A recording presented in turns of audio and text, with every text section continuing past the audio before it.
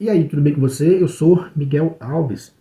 Nesse vídeo eu quero fazer aqui uma refutação, né, a esse rapaz aí, né, Iago Martins. Eu vou colocar um trecho aí da fala dele, falando, né, da Igreja Católica, numa visão protestante, né, a Igreja Católica é uma igreja, na prática, que ninguém sabe onde está. Né? É uma igreja católica universal, né? Ele diz aí, vai dizer aí no vídeo, né? Uma igreja, segundo a visão, né, protestante, não se encontra, não sabe onde essa igreja está. Eu vou colocar aí o vídeo dele, uma fala dele, para a gente dar início aqui, né, a alguns pontos dessa fala dele no vídeo, para a gente dar continuidade aqui ao nosso vídeo. Segue aí, né, um trecho aí da fala do Iago Martins. Parte da fé católica é acreditar que o catolicismo romano começou com a declaração de Jesus em Mateus 16, de que ele edificaria a sua igreja, quando na verdade Jesus funda a sua igreja sim ali, mas a igreja católica só começa a se desenvolver como igreja católica muito posteriormente. O problema é que o termo católico era usado para se referir à igreja, o que significava universal, era a igreja católica, a igreja universalmente reunida, de onde os católicos romanos tentam fazer parecer que o catolicismo, com suas instituições e doutrinas como desenvolvida hoje, existia exatamente do mesmo jeito do período primitivo. Essa é uma falácia que eu chamo de romanismo retroativo. É querer projetar no cristianismo dos primeiros séculos uma visão da Igreja Católica como instituição atual em toda e qualquer referência à Igreja Universal que é encontrada nos primeiros escritos. Então, como vocês viram aí, vamos tratar aqui, pelo menos aí de umas 3 questões, né, que ele citou no vídeo. A primeira observação que a gente vai fazer aqui é quando ele reconhece, veja, ele reconhece que em Mateus 16, né, Jesus Cristo fundou a igreja dele ali. Ponto final, veja, Jesus Cristo fundou a igreja dele ali. Segundo ele, a igreja vai ser, né, bem depois, né, a igreja católica vai se desenvolver bem depois. Mas o fato é que ele reconhece que a igreja de Cristo foi fundada ali em Mateus 16, como nós católicos tem pregado, que é o que está lá nas Sagradas Escrituras. Um ponto para a gente observar aqui, essa igreja imaginária, né, protestante, essa igreja católica, né, imaginária protestante, que seria um catolicismo universal, como ele vai dizer, como ele disse no vídeo, né, reunido, né, universalmente. Uma coisa que a gente não sabe onde está, né, não sabe onde está essa instituição de nosso Senhor Jesus Cristo. Porém, né, ao reconhecer que Jesus Cristo fundou uma igreja, veja, na sequência que Jesus Cristo fala para Pedro, né, sobre esta pedra edificarei a minha igreja, Jesus vai dizer, e as forças do inferno não poderão vencê-la. Ponto, né? As forças do inferno não podem vencer a igreja de Cristo. A próxima fala de Jesus Cristo vai dizer, eu te darei a chave do reino dos céus. Tudo que ligares na terra será ligado no céu. Tudo que tu desligares na terra será desligado no céu. Ou seja, Jesus Cristo funda a igreja, é preciso reconhecer isso, né? Jesus Cristo funda a igreja ali em Mateus, diz que a igreja é infalível, as forças do inferno não poderão vencê-la, e diz que Pedro tem a chave de ligar alguma coisa aqui na terra ou desligar, que o mesmo será feito no céu. Veja, Jesus Cristo funda a igreja dele, ele diz, sobre esta pedra fundarei a minha igreja. Jesus Cristo deixa claro que a igreja é dele, e que Pedro tem a chave de ligar e desligar. No próximo capítulo, né, de Mateus, no capítulo 18, Jesus vai dar essa autoridade ao colégio dos apóstolos também, de ligar e desligar. Mas primeiramente, ele faz esse gesto unicamente, né, com Pedro. Então, Pedro se torna ali, né, a pedra visível, né, o fundamento visível da Santa Igreja. É bom, né, a gente ressaltar isso aí. Então, Jesus Cristo funda a igreja lá em Mateus 16, fala que ela é infalível, que as forças do inferno não poderão vencê-la, e entrega as chaves de sua igreja, veja, de sua igreja, ele vai dizer a minha igreja, ele entrega as chaves, essa autoridade de ligar e de desligar na terra aqui, né, e o céu vai acompanhar essa decisão a São Pedro, né? Obviamente porque Cristo vai guiar a própria igreja, vai enviar o Espírito da verdade para guiar a igreja, de tal modo que ela não pode ligar ou desligar algo que nos condene, que atrapalhe a nossa salvação, porque daí Cristo tem que cumprir a palavra que ele disse. O que você ligar, será ligado. O que você desligar, será desligado. Então, logo o Espírito Santo não permite uma ligação errada ou um desligamento, né, errado. Então, veja, é bom ressaltar isso aí, como eu já falei. Esse é o primeiro ponto, né? A questão que ele fala no vídeo, né, da igreja universal, essa universalidade da igreja não é a igreja católica como quer os católicos, né? Ele diz mais ou menos isso. Veja, para negar a igreja de Cristo. Você lembra daquela passagem onde André, né, encontra o Messias e sai correndo para dizer a Pedro, né, a Simão Pedro, e diz, olha, encontramos o Messias. Ou seja, se eles encontraram o Messias, é porque ele estava esperando a vinda do Messias. Eles estavam esperando a chegada do Messias. Então, quando eles encontram, André, né, entusiasmado, corre e diz a Simão Pedro, encontramos o Messias. Então, encontraram o Messias. E hoje? A gente precisa saber onde está a igreja do Messias. Se eu e você não souber onde está a igreja do Messias, a gente cai aí em um relativismo. A gente cai aí num tremendo erro. Por quê? No finalzinho do Evangelho de Mateus, Jesus diz assim, ide pelo mundo, né, pregai o Evangelho, batizai em nome do Pai, do Filho e do Espírito Santo, ensinai, fazei discípulos em todas as nações. Veja, esse é o mandamento do Messias, que foi encontrado pelos apóstolos. A igreja dele é bem fácil de encontrar, né? É preciso encontrar também a igreja dele. Por quê? Se a gente não souber onde está a igreja dele, como a gente vai receber os ensinamentos dessa igreja? Como está lá no finalzinho de Mateus. Ensinai, fazer discípulos, batizai. Pode ser qualquer rancho, pode ser qualquer esquina, pode ser qualquer garagem.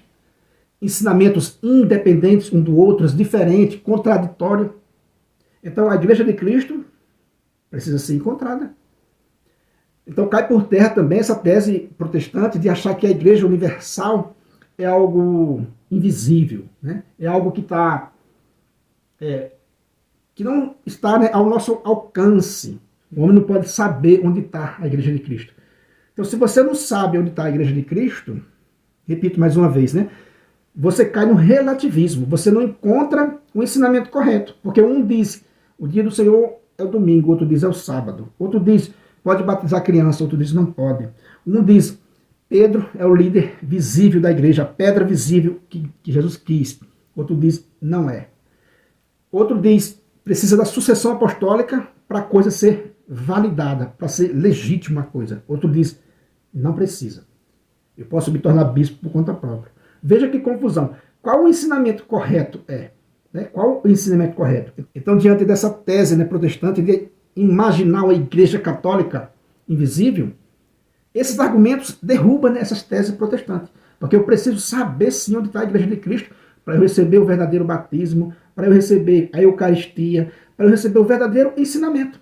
Porque senão eu estou em um ensinamento que não é correto. O ensinamento correto é só o da igreja de Nosso Senhor Jesus Cristo. Veja, quando eles esperavam o Messias, quando eles encontraram o Messias, eles ficaram cheios de alegria, porque a partir dali, desse encontro, eles sabiam que ia ter um ensinamento correto. Né? Eles perguntavam a Jesus Cristo para ter o ensinamento correto. O mesmo acontece com a igreja. Para você ter o ensinamento correto, você precisa encontrar a igreja, para você levar seus filhos para ser batizado, para você celebrar o casamento, para você celebrar a vida, celebrar a Eucaristia, receber todos os sacramentos que ele deixou. No único lugar. Não existe duas igrejas, né? Só existe uma igreja verdadeira. E é preciso que eu e você encontre essa igreja. Não é essa igreja imaginária, de modo nenhum, como querem, né, os irmãos protestantes. Não é essa igreja. Porque são milhares e milhares de opções. Então, Deus não iria enviar seu filho. Aliás, né, Deus não iria enviar vários filhos dele, vários cristos, para você adivinhar qual era o filho dele. Né? Enviou só um filho. o seu filho não iria enviar várias igrejas com várias doutrinas diferentes para você dizer assim, olha, tem aí uma infinidade de doutrina. Vocês escolhem aí embaixo. Puxa vida, seria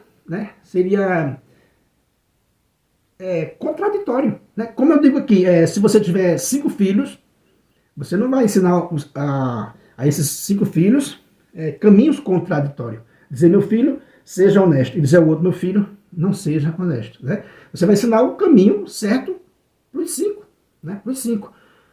Deus não iria enviar seu filho, vários filhos, como eu falei, né? Enviou um único filho, e seu único filho não iria fundar várias igrejas contraditórias, independente uma da outra. Então, é inviável, né, o protestantismo. Então, essa tese protestante de imaginar uma igreja invisível, né, uma igreja católica, né, eles querem ser chamados de católico também, nesse sentido, né, nós somos católicos universal, porque a palavra católica significa universal. Então, ele quer usurpar também para ele essa palavra, além de querer usurpar também a Bíblia, a patrística e esse nome. Dizer, olha, nós temos a Bíblia, temos a patrística do nosso lado e o nome católico também. A gente é católico também. Mas o que o Iago não percebeu, e que os irmãos protestantes não percebem, é que esse católico, essa igreja católica que é citada lá no 1º século por Santo Inácio de Antioquia, se refere justamente a essa igreja católica de Roma de hoje. Justamente ela. As características dos textos dos pais da igreja não deixa, né, dúvida. Se refere à igreja católica apostólica romana. Exatamente essa igreja que nosso Senhor Jesus Cristo fundou em Mateus 16. Como ele mesmo reconhece a fundação da igreja ali.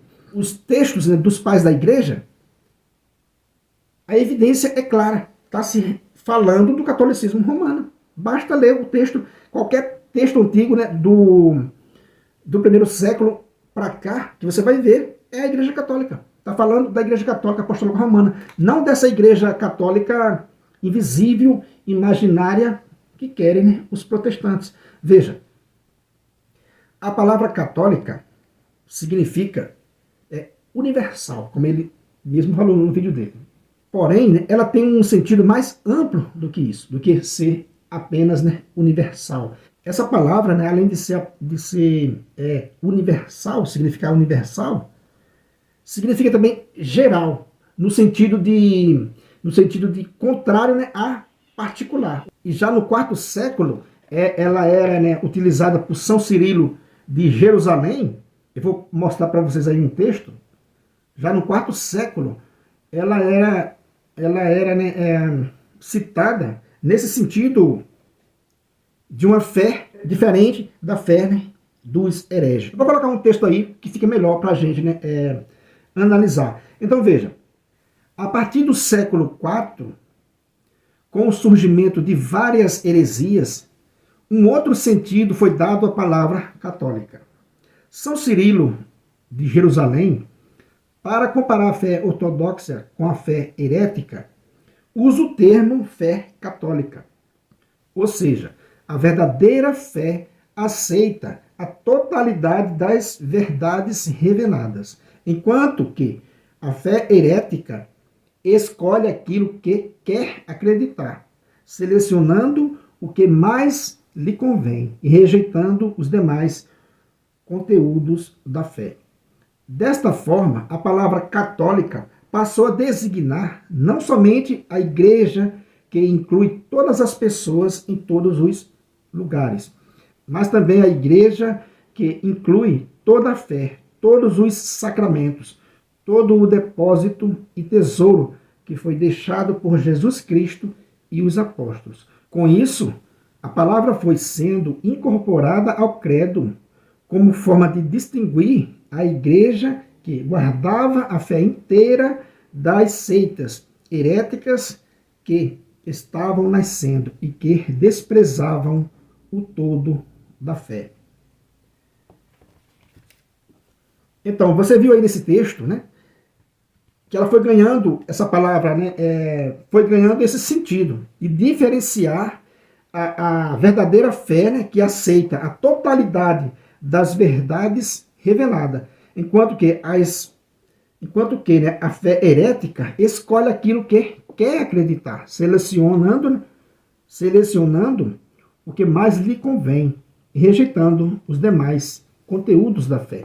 Então veja, né, já no século IV, São Cirilo de Jerusalém já usa esse termo, né, para diferenciar a fé verdadeira, a fé que abraça o todo, né, da fé revelada, daquelas heresias que abraçam, né, selecionam só aquilo que lhe interessa, que é o caso hoje tremendo, né, do protestantismo. Eu fico somente com a Bíblia, porque ali eu posso enganar um pessoal aí, né, distraído, para me dar aí uma graninha por mês. Então veja, é isso que acontece. Eles ficam com aquilo que lhe interessa, com aquilo que lhe enriquece, né? Então são hereges, né? Então a palavra, o termo católica, não é só como quer o Iago Martins e muitos protestantes, né? Nesse sentido espiritual apenas. É um sentido para dizer que é uma fé verdadeira, uma fé total. Ele disse também no vídeo dele que a Igreja Universal que é encontrada nos primeiros escritos, né, não é essa igreja que a gente quer que seja, né, segundo ele. Né? A gente quer que seja a Igreja Católica Apostólica Romana e eles querem negar isso. Quem tem mais razão, a gente vê claramente que não tem cabimento, né, para um argumento protestante. Né? Quanto mais eles tentam negar isso, mais faz parecer, né, um argumento simplesmente para se manter no erro, se manter, né, na mentira. Então veja, ele diz assim, né, que os escritos, que não é encontrado, que a Igreja Universal que é encontrada nos escritos, nos primeiros escritos, né, ele fala isso. A Igreja que é encontrada nos primeiros escritos, né, não é essa aí, né, não é essa Igreja Católica Apostólica Romana. Eu vou mostrar aqui uma série de textos, né, citação dos pais da Igreja dos primeiros séculos, pessoas que conheceram, provavelmente conheceram os últimos apóstolos do Senhor, ouviram, né, andaram na mesma pegada, nos mesmos caminhos, né, pregaram nas mesmas igrejas, ou seja, são pessoas próximos, né, da fonte, pessoas próximos da fonte. Vamos ver o que diz esses pais da igreja, se não é o eixo, né, se não é o miolo, né, o tronco daquilo que a gente tem hoje. É óbvio que quando ele diz assim, olha, a igreja exatamente do jeito que está hoje, a igreja romana, exatamente do jeito que está hoje, você encontrar ela lá. Veja, já são mais de 2000 anos. Uma pequena variação é normal. Né? Houve uma pequena variação no sentido catequético, né? Na liturgia, há uma pequena variação, veja, são mais de 2000 anos. Mas o núcleo, né? O eixo, né? Digamos assim, o tronco, está todo lá. Qualquer pessoa que lê lá alguma coisa da patrística vai identificar a fé católica romana. E não essa fé católica no espaço, como querem os protestantes. Uma fé que você não consegue identificar. Enfim, eu vou colocar alguns textos, alguma citação, né, dos pais da igreja, lá próximo da fonte, com relação a alguns assuntos. E você tira aí a sua conclusão. Vê se esse pai da igreja, lá do primeiro século, do segundo século, veja se a fala dele está falando de uma igreja espiritual apenas, sem hierarquia, sem Pedro, sem Maria, né? Sem o que nós temos hoje, o eixo principal. Né? Veja se é. Veja, né? Vamos começar então com uma citação sobre, né, o Papa. Eu vou usar aqui, né, um texto de Santo Irineu, do segundo século. Né? O que disse Santo Irineu e São Cipriano. Né? Eu vou usar aqui um texto de Santo Irineu e um de São Cipriano sobre o Papa. Sobre, né, o Papa. Veja o que vai dizer. Primeiro de Santo Irineu, no século II. Vou colocar na tela para você ver aí o texto. Porque com essa igreja de Roma, em razão de sua mais poderosa autoridade de fundação, que deve necessariamente concordar toda a igreja.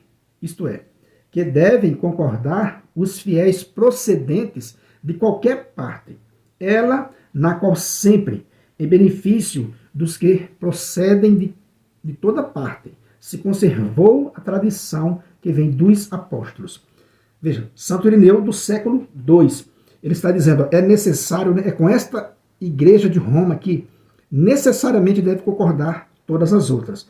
Então veja, aqui já cai por terra a conversa do Iago, né? Porque se é uma igreja universal apenas, invisível, que você não sabe onde ela está, Santo Irineu já está refutando esses protestantes. Olha, a igreja necessariamente deve concordar com essa igreja de Roma.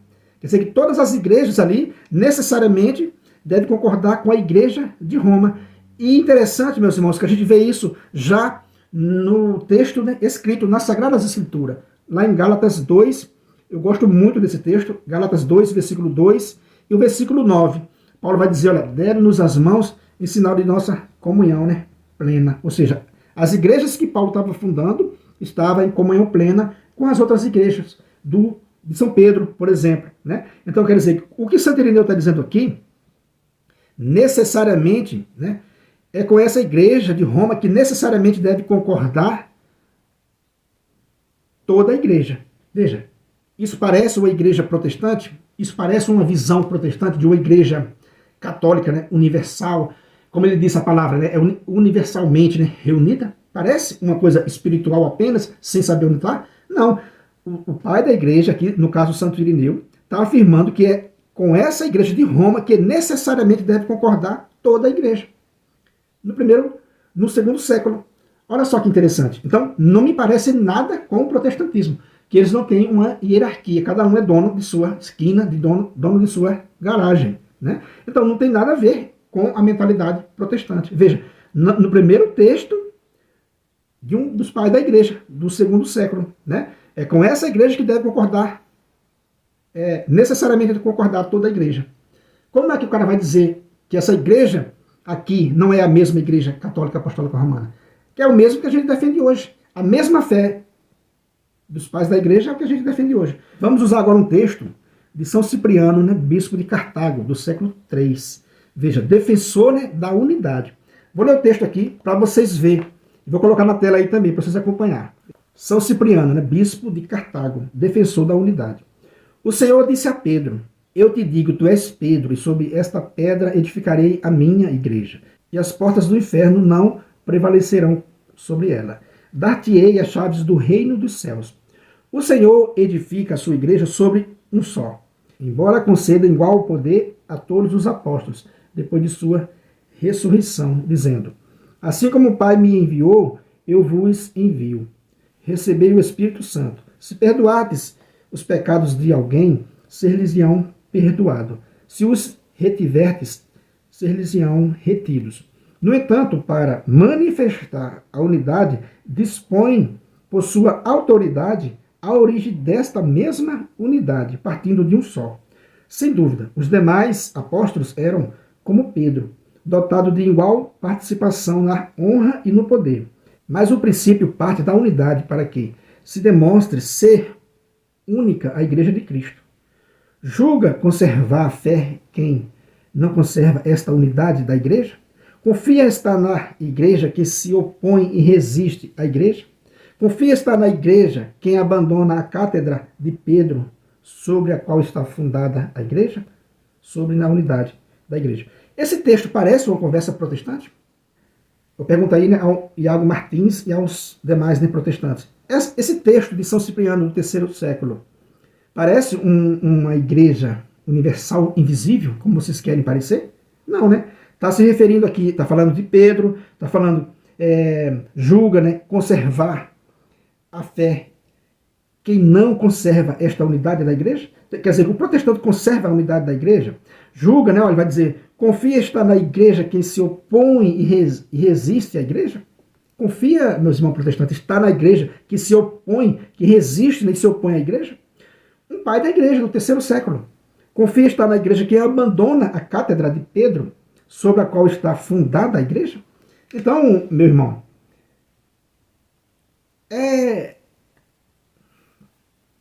parece até brincadeira, né? Querer dizer que essa igreja católica que foi citada lá no primeiro século é uma igreja invisível, não é a igreja de Roma. Quer dizer que o que o São Cipriano está defendendo aqui, até agora, e no texto de Santo Irineu que a gente viu, está defendendo o que a gente defende hoje, a mesma coisa. defendendo, está falando sobre o Papa, esses dois primeiros textos, né, falando sobre o Papa, defendendo a autoridade de São Pedro.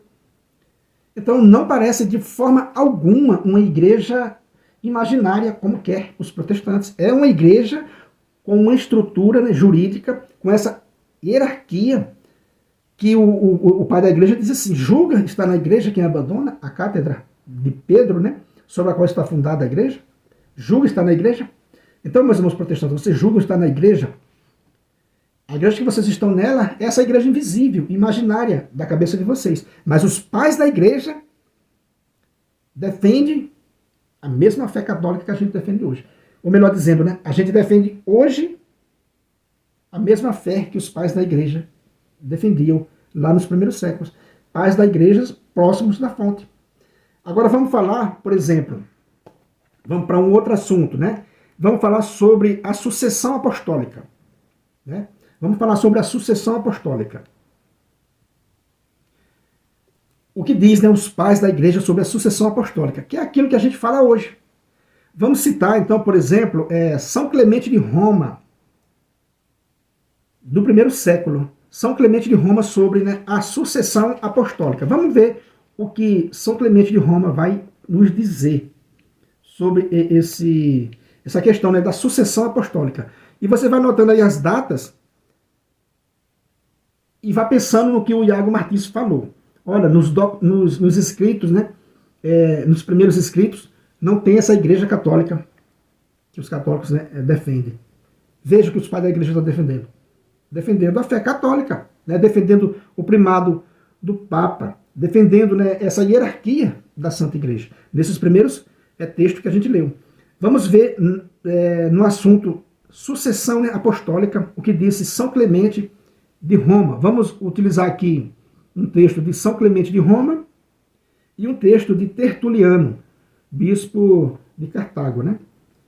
São Clemente do primeiro século e Tertuliano do segundo século. Veja, pessoas ali próximo da fonte. São Clemente de Roma vai dizer assim: também os nossos apóstolos sabiam, por nosso Senhor Jesus Cristo, que haveria contestações a respeito da dignidade episcopal. Por tal motivo, e como tivesse perfeito conhecimento do porvir, estabeleceram os acima mencionados e deram, além disso, instruções no sentido de que, após a morte deles, outros homens comprovados lhe sucedessem em seu ministério. Os que assim foram instituídos por ele, ou mais tarde por outros homens eminentes, com a aprovação de toda a igreja. E serviram de modo irrepreensível ao rebanho de Cristo, com humildade, pacífica e abnegadamente, recebendo por longo tempo e da parte de todos o testemunho favorável. Não é justo, em nossa opinião, que esses sejam depostos de seu ministério. Veja, São Clemente, né, de Roma, primeiro século, falando sobre a sucessão apostólica, testemunhando que os apóstolos deixaram, né, prepararam homens, né, comprovados que lhe sucedessem em seu ministério. Agora veja o texto de Tertuliano, bispo de Cartago, do século II, né, que disse, né, Tertuliano: foi inicialmente na Judéia que os apóstolos estabeleceram a fé em Jesus Cristo e fundaram igrejas, partindo em seguida para o mundo inteiro, a fim de anunciarem a mesma doutrina e a mesma fé. Olha que interessante, né? Anunciar a mesma doutrina e a mesma fé. Em todas as cidades iam fundando igrejas, das quais, desde esse momento, as outras receberam o enxerto da fé, semente da doutrina, e ainda recebe cada dia para serem igrejas. É por isso mesmo que são consideradas como apostólicas, na medida em que forem rebentos das igrejas apostólicas. É necessário que tudo se caracterize segundo a sua ordem. Assim, essas igrejas, por numerosas e grandes que pareçam, não são outra coisa que a primitiva Igreja Apostólica, da qual procedem. São todas primitivas, todas apostólicas e todas uma só. Todas uma só. Ou seja, a igreja tinha essa consciência, né? Que ela era uma só. Respondia a a uma única igreja, a igreja de Roma, como a gente viu no texto, né, de Santo Irineu, né? Para atestarem a sua unidade, comunicam-se reciprocamente na paz, trocam entre si o nome de irmãs, prestam-se mutuamente os deveres da hospitalidade, direitos todos esses regulados exclusivamente pela tradição de um mesmo sacramento. A partir daí, eis a prescrição que assinalamos. Desde o momento em que Jesus Cristo, nosso Senhor, enviou os apóstolos para pregarem, não se pode acolher outros pregadores, senão os que Cristo instituiu. Pois ninguém conhece o Pai, senão o Filho, e aquele a quem o Filho tiver revelado. Isso parece, né, um argumento, né, protestante? Veja aí, a partir daí, né, eis a prescrição que assinalamos. Desde o momento em que Jesus Cristo, né, nosso Senhor, enviou os apóstolos para pregarem, não se pode acolher outros pregadores, senão os que Cristo instituiu. Olha aí, parece uma igreja invisível, que você não sabe onde está. Mas aqui, os apóstolos, né, constituíram os bispos, né, seus sucessores. E esses bispos aqui, esses homens, doutores da igreja, agarraram, né, esse depósito da fé e guardaram para nós. E está testemunhando essa igreja, essa fé. Né? Que bonito, né, essa fé católica. Porque o que a gente defende hoje, o que a igreja luta hoje contra essas heresias, são heresias que estão se levantando de novo, né, nesse tempo, contra a igreja, mas foram combatidos lá. Veja, defendendo aqui a unidade da igreja, defendendo a sucessão apostólica. Vimos o texto de São Clemente de Roma do primeiro século, o quarto Papa. Vemos o texto de Tertuliano, do segundo século, dizendo, olha, não se pode acolher outros pregadores, senão esse que Cristo instituiu. Parece uma igreja invisível? Olha que absurdo, né? Não parece. Vamos falar um pouco agora sobre, né, a igreja. Veja, falamos sobre a autoridade do Papa, sobre a sucessão apostólica, e vamos ver o que os pais da igreja falou, né, sobre a igreja. Vamos pegar um texto de Santo Inácio de Antioquia, do primeiro século, né, falecido no ano 107, portanto viveu ali no primeiro século. E um de São Cipriano, do terceiro século, falando sobre a igreja. Veja o que diz, né, Santo Inácio de Antioquia, né, do ano 107, o ano de seu falecimento. Né? Veja o que ele diz, né, sobre a igreja. Santo Inácio, né, de Antioquia vai falar sobre a igreja. Apenas um texto para a gente ir diminuindo aqui um pouco, né, o nosso vídeo. Segue ao bispo, vós todos, como Jesus Cristo ao Pai. Segue ao presbítero, como aos apóstolos. Respeitai os diáconos, como ao preceito de Deus. Ninguém ouse fazer sem o bispo coisa alguma concernente à igreja. Como válida só se tenha a Eucaristia recebida sob a presidência do bispo ou de um delegado seu. A comunidade se reúne onde estiver o bispo, e onde está Jesus Cristo está a Igreja Católica. Sem a união do bispo, não é lícito batizar nem celebrar a Eucaristia. Só o que tiver a sua aprovação será do agrado de Deus, e assim será firme e seguro o que fizerdes. Isso parece, né, um argumento, né, protestante? Parece uma direção protestante? Veja.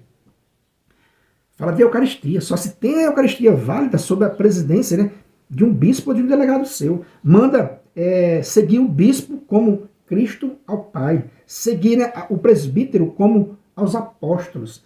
Respeitar os diáconos como um preceito de Deus. Ninguém faça nada sem o bispo, né? Coisa alguma concernente à igreja. Sem a união do bispo, não é lícito batizar nem celebrar a Eucaristia. Veja, parece uma coisa protestante? Está extremamente equivocado, né?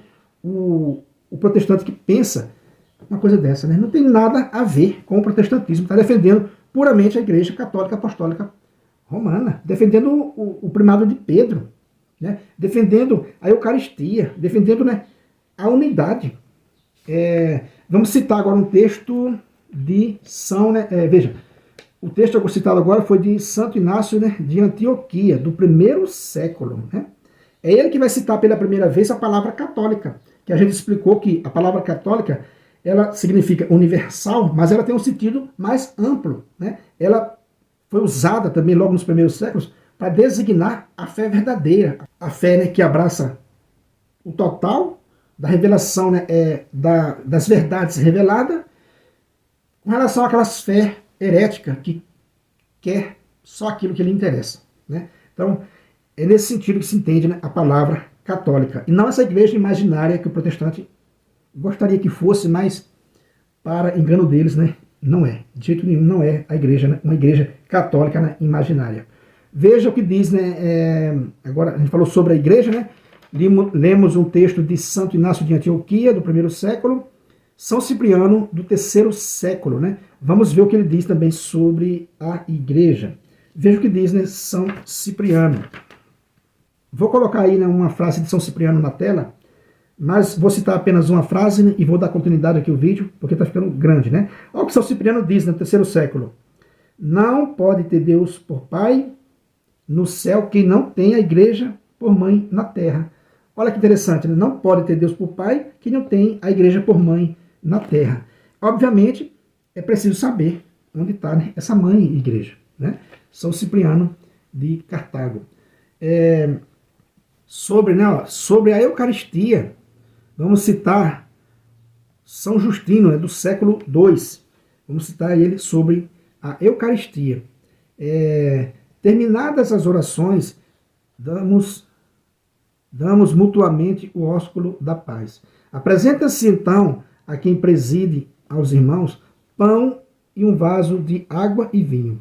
E ele, tomando, dá louvores e glória ao Pai do universo pelo nome de seu Filho e pelo Espírito Santo. E pronuncia uma longa ação de graças em razão dos dons que dele nos vêm. Quando o presidente termina as orações e a ação de graças, o povo presente aclama dizendo amém.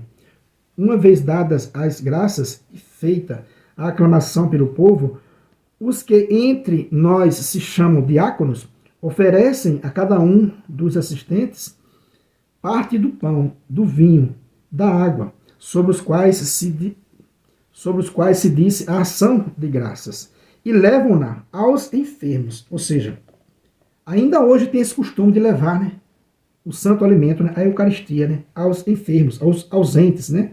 Este alimento se chama entre nós Eucaristia, não sendo lícito participar dele, senão ao que crer ser verdadeiro o que foi ensinado por nós, e já se tiver lavado no banho, né, o batismo, da remissão dos pecados e da regeneração, professando o que Cristo nos ensinou. Veja, um texto católico, né, fala da Eucaristia, de levar aos enfermos, que é o que a igreja faz hoje, né, levar a Eucaristia, né, aos enfermos e aos ausentes, né, por alguma enfermidade, por velhice, né, enfim, é um costume que até hoje é preservado na igreja. Agora veja o que os pais da igreja falam sobre, né, o domingo, que não é também o caso do protestantismo. Veja, então o que eu estou citando aqui é coisas católicas, né? Veja, sobre o domingo, Santo Inácio de Antioquia, né, do 1º século, né, ano 107, já falamos agora há pouco, né, o ano de seu falecimento. Veja, sobre o domingo, o que diz, né, Santo Inácio de Antioquia. Aqueles que viviam segundo a ordem antiga das coisas voltaram-se para a nova esperança, não mais observando o sábado, mas sim o dia do Senhor, no qual a nossa vida é abençoada por ele e por sua morte. Veja, não mais observando, né, não mais observando o sábado, mas sim o dia do Senhor, ou seja, o domingo. Do primeiro século, né, Santo Inácio de Antioquia. Veja o que diz, né, São Justino, do segundo século, né, São Justino, com relação ao domingo. Reunimos-nos todos no dia do sol, porque é o primeiro dia após o sábado dos judeus, mas também o primeiro dia em que Deus extraiu a matéria das trevas, criou o mundo, e neste mesmo dia, Jesus Cristo, nosso Salvador, ressuscitou dentre os mortos. Veja, né? Reunidos todos no dia do sol, porque é o primeiro dia após o sábado dos judeus. Veja, testemunhos do primeiro século e do segundo século com relação, né, ao domingo. Vamos lá à questão do batismo. Sobre, né, o batismo. Veja o que diz o batismo, né, os documentos antigos da Santa Mãe Igreja. Contrariando, né, o que disse, né, o Iago Martins, que os documentos antigos não falavam dessa fé católica, né, apostólica romana. E o que a gente está vendo até agora está se referindo ao Papa, se referindo ao domingo, se referindo, né, à hierarquia da Igreja. Então veja agora sobre, né, o batismo. Tem um documento chamado Didaquê, né, ou Doutrina dos Apóstolos, que diz assim, sobre, né, o batismo. Quanto ao batismo, batizai assim: depois de terdes ensinado o que precede, batizai em nome do Pai e do Filho e do Espírito Santo, em água corrente. Se não existir água corrente, batize-se em outra água. Se não puder ser em água fria, faça em água quente. Se não tens bastante de uma ou de outra, derrame água 3 vezes sobre a cabeça, em nome do Pai e do Filho e do Espírito Santo. Antes do batismo, jejuem o que batiza, o que é batizado e as outras pessoas. Aqui nós temos um testemunho bacana, né? Aqueles que dizem, não, o batismo tem que ser por imersão. Veja, um documento tão antigo quanto os evangelhos, né? Esse documento chamado, né, Didaquê, a doutrina dos apóstolos, é tão antigo quanto os evangelhos. E ele fala que o batismo pode ser por esse derramamento 3 vezes na cabeça, sobre a cabeça, né? Pode ser nessa água, se não tiver em abundante, né? Pode ser nessa água derramada 3 vezes sobre a cabeça. Veja só que interessante, sobre o batismo. E ainda, né, sobre o batismo, veja o que disse Orígenes, né? Bispo de Alexandria, do final do século II, né, para o século III. Veja o que disse, né, o bispo, né, Orígenes.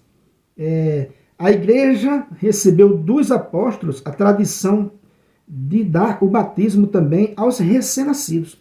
Olha aí um testemunho dos primeiros séculos, né? A igreja recebeu dos apóstolos a tradição de dar o batismo também aos recém-nascidos.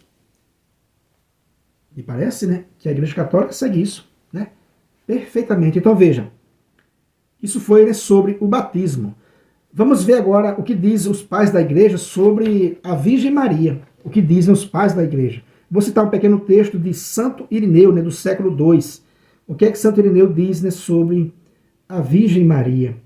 Ele diz assim, no Cristo que nasce de Maria, é a humanidade toda que nasce, a vida. A solidariedade existente entre Cristo e os homens traz esta consequência. A concepção e o nascimento de Jesus já são a redenção por antecipação dos homens. Como por uma virgem desobediente foi o homem ferido, caiu e morreu. Assim também por meio de uma virgem obediente à palavra de Deus, o homem recobrou a vida. Era justo e necessário que Adão fosse restaurado em Cristo e que Eva fosse restaurada em Maria, a fim de que uma virgem, feita advogada de uma virgem, apagasse e abolisse por sua obediência virginal a desobediência de uma virgem. Veja o que disse Santo Irineu sobre Nossa Senhora, né, sobre a mãe de Nosso Senhor Jesus Cristo. Santo Irineu, lá do segundo século. Veja o que diz também sobre Maria, São Cirilo, né, de Alexandria. Vou colocar apenas um texto aí para a gente dar sequência aqui. Sobre Maria, né, o que disse São Cirilo de Alexandria.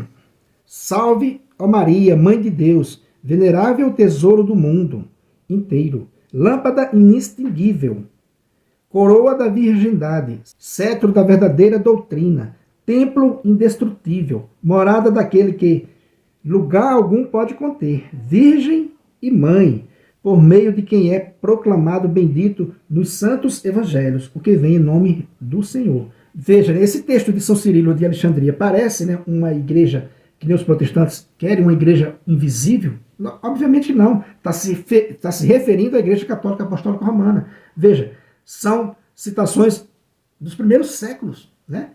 Agora veja sobre imagens. Veja o que diz, né, São Gregório de Nissa. Vou citar apenas uma frase para a gente dar continuidade aqui no nosso vídeo. O desenho mudo sabe falar sobre as paredes das igrejas e ajuda grandemente. Veja, o desenho mudo sabe falar, né, sobre as paredes das igrejas e ajudam grandemente. Parece, né, um argumento, né, protestante? Parece uma igreja invisível protestante? Obviamente que não, meus irmãos, né? Então vimos aí sobre, né, imagens.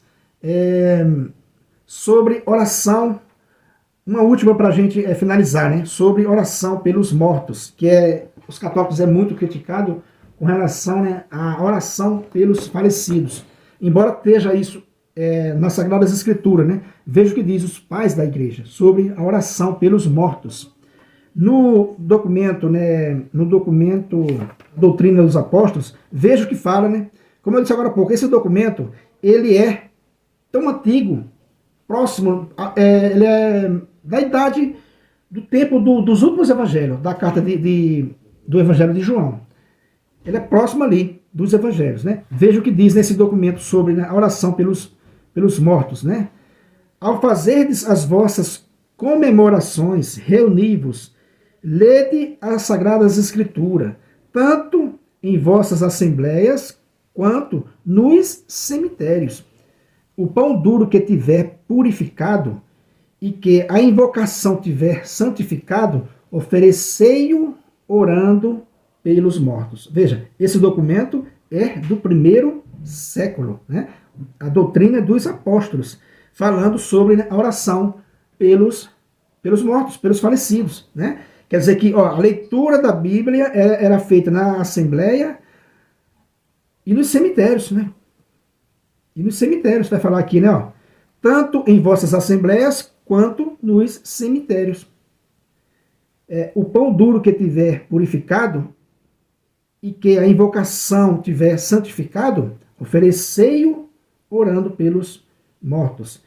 Outro testemunho da oração pelos mortos é de Tertuliano, bispo de Cartago, né? Tertuliano, bispo de Cartago, fala também sobre a oração pelos mortos. Ele diz assim: a esposa roga pela alma de seu esposo e pede para ele refrigério, e que volte a reunir-se com ele na ressurreição. Oferece sufrágio todos os dias, aniversários de sua morte. Veja, essas citações que a gente fez nesse vídeo, parece, né, uma igreja universal, como que é os protestantes, uma coisa invisível, que você não sabe onde está? Obviamente que não, né? Então, os textos, veja, estamos citando aqui muito texto do primeiro século, né? Muitos pais do primeiro século, como Clemente de Roma, né? São Clemente de Roma, Santo Inácio de Antioquia, e tantos outros que vêm testemunhando a fé católica que a gente professa hoje.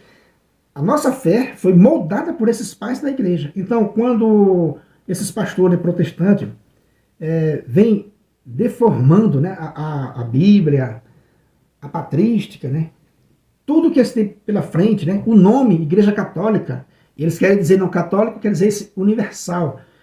Sim, quer dizer universal, mas não apenas isso, quer dizer a fé verdadeira.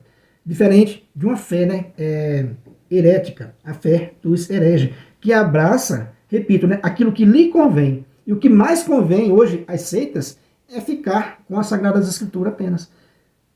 Ali eles fazem manobras para arrancar a gordura, né, das ovelhas desgarrada. É isso que acontece. Então é isso aí, meus irmãos, que eu quis mostrar para vocês nesse vídeo. Foi um vídeo longo, mas ficou com bastante detalhe, bastante frase dos pais da igreja, para mostrar, né, para esse Iago Martins e tantos outros que não procede eles querem deformar também, né, a palavra católica no sentido universal apenas, um ajuntamento universal, como ele disse, né, espiritual, que ninguém sabe onde está. Aí, é como eu disse no início do vídeo, é cair, né, puramente no relativismo. Se você não sabe onde está a Igreja de Cristo, você não está recebendo a doutrina correta. E aí, meu amigo, a consequência é gravíssima, né? Então é preciso encontrar o Messias e encontrar a sua igreja, católica, apostólica, romana. Por mais que se esperneie, nunca vão conseguir, né, vencer essa igreja, porque ela é infalível, né, segundo o seu próprio, né, fundador. Sobre esta pedra edificaria a minha igreja e as forças do inferno não poderão vencê-la.